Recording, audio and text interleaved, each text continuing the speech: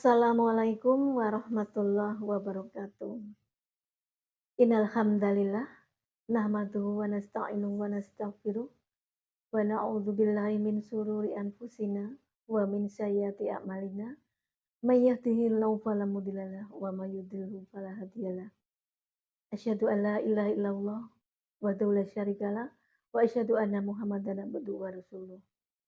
Allahumma shalli ala Muhammad wa ala ali Muhammad amma ba'd.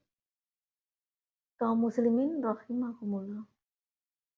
Alhamdulillahirabbil alamin, puji syukur kepada Allah Subhanahu wa taala yang selalu memberikan rahmat, hidayah dan inayahnya kepada kita semuanya sehingga kita dapat melaksanakan ibadah puasa dalam keadaan sehat walafiat.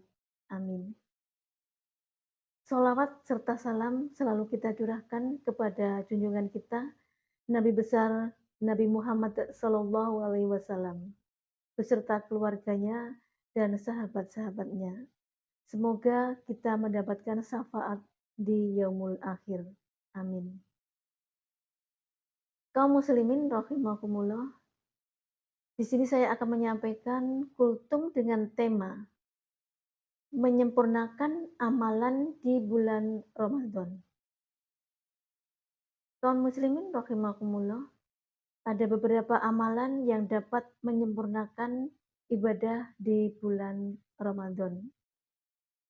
Sesuai dengan surat Al-Baqarah ayat 183. Ya ayyuhalladzina amanu kutiba alaikumusiyam kama kutiba alal ladzina min qablikum la'allakum tattaqun.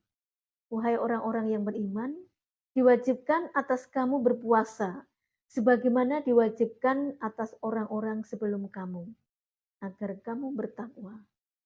Dari ayat tersebut menjelaskan bahwa puasa Ramadan ditetapkan untuk meningkatkan ketakwaan kita kepada Allah Subhanahu wa taala.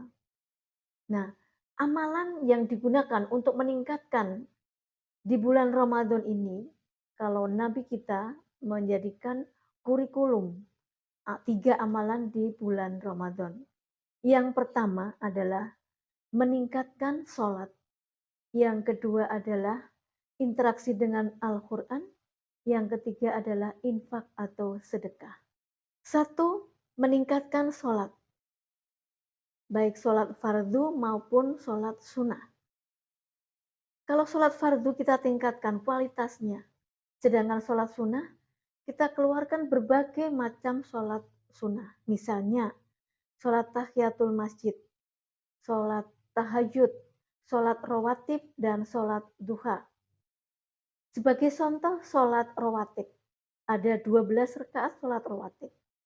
Sholat rawatib melekat dengan sholat fardu dan menentukan untuk memperbaiki sholat fardu. Bisa sebelum atau sesudah sholat fardu. 2 rakaat sebelum sholat subuh, 4 rakaat sebelum sholat duhur, 2 rakaat setelah sholat duhur, 2 rakaat setelah sholat maghrib, dan 2 rakaat setelah sholat isya. Sholat rawatib. Siapa yang melaksanakan sholat rawatib 12 rakaat yang mengiringi fardu siang maupun malam, maka akan dibangunkan rumah di surga. Kalau melaksanakan secara konsisten sampai orang itu meninggal dunia.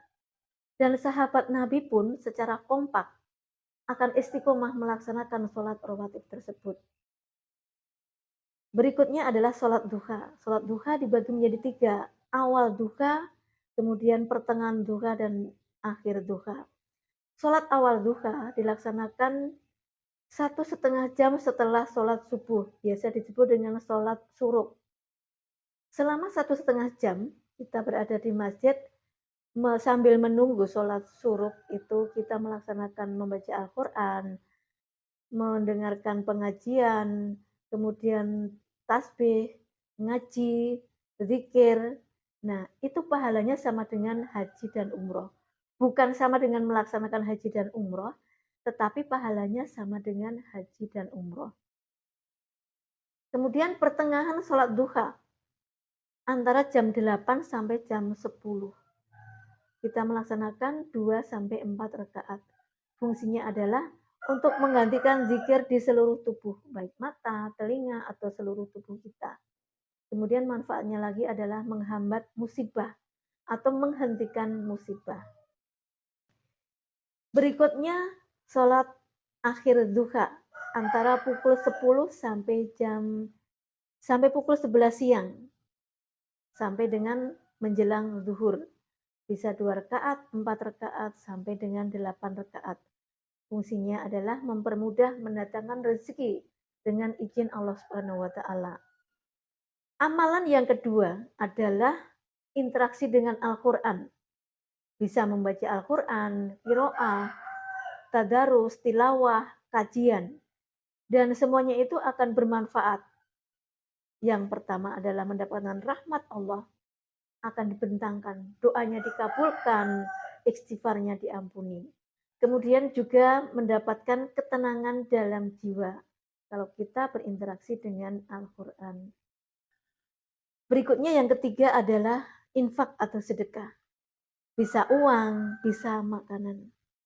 Sebagai contoh, seorang dermawan yang memfasilitasi berbukanya orang puasa walaupun hanya sebiji kurma dan seteguk air, maka akan mendapatkan pahala seperti orang puasa itu tanpa dikurangi sedikit pun. Bahkan pahalanya akan dilipat gandakan. Demikian kaum muslimin rahimakumullah, 3 amalan pokok yang merupakan kurikulum dari Nabi kita yang perlu kita contoh. Mohon maaf apabila kultum saya ini banyak sekali kekurangan. Subhanakallahumma rabbana wa bihamdika asyhadu alla ilaha illa anta astaghfiruka wa atubu ilaik. Cukup sekian. Wassalamualaikum warahmatullahi wabarakatuh.